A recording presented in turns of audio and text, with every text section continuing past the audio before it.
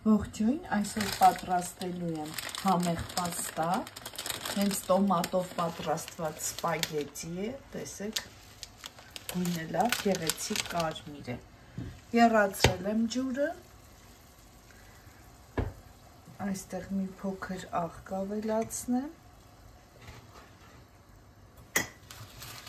և կխաշեմ մեր սպագետին։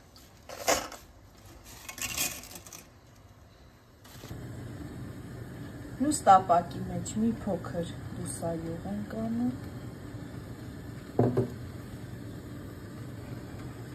տապակելու եմ 1 հատ լավ գլուխ սող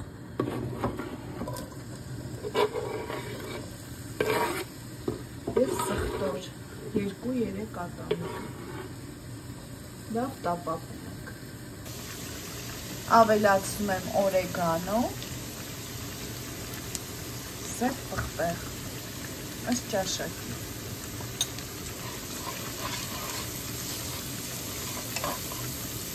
Կավելացնեմ նաև 1 ճաշի գթար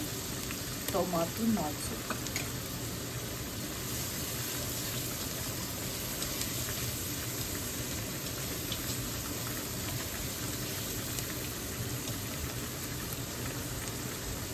Եվ չերի լոլիկները։ Թեթև տապակելու ենք։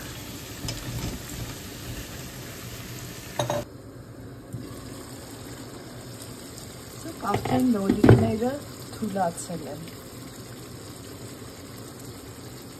Արդեն կավելացնենք քամած սպագետին։ Լավ կխառնենք,